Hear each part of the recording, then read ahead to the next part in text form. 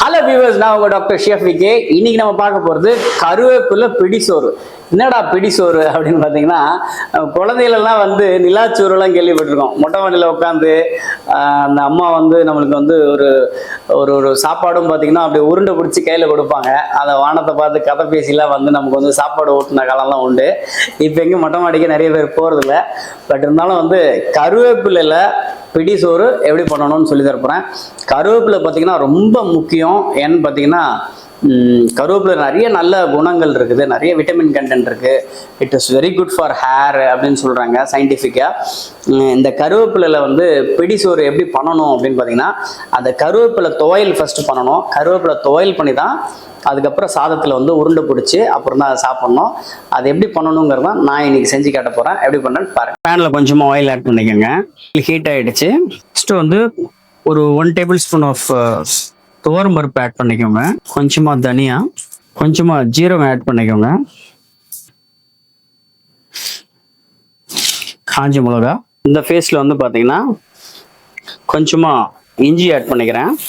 ஒரு 5 பூண்டு, சும்மா சின்ன வெங்காயம், கொஞ்சமாக புதினா ஆட் பண்ணுறேன்.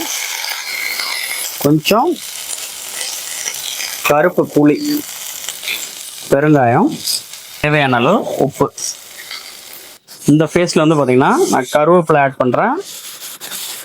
ஒரு ஹேண்ட்ஃபுல் ஆஃப் கருவேப்பிலை எடுத்து நல்லா க்ளீன் பண்ணியிருக்கோம். கருவேப்பிலை தொக்குங்கிறதுனால கருவேப்பிலையோட அளவு வந்து ஜாஸ்தியாக இருக்கும்.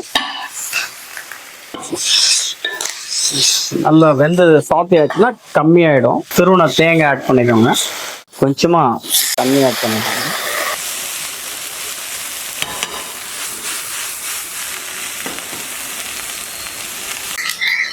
பாருங்க, கோல்டன் ப்ரௌன் வந்துருச்சு.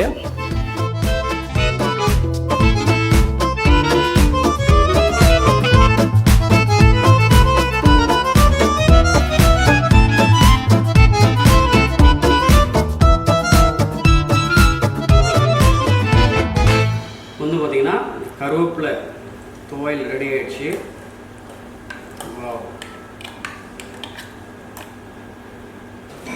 இந்த கருவேப்பிலை துவையில கொதிக்க சாப்பாடு, வெள்ளை சாப்பாடில் அதுக்கப்புறம் தான் வந்து உருண்டை பிடிக்க போகிறோம்.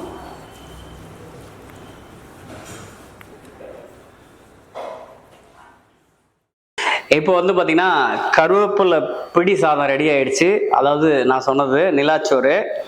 ஸோ நிலாச்சோறு சாப்பிட்றலாமா? நிலாச்சோரை சாப்பிட்றலாம். நிலா தான் காணும்.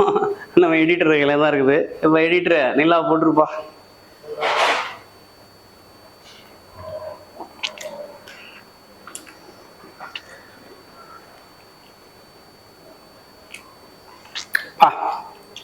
செம்மையாக இருக்கு.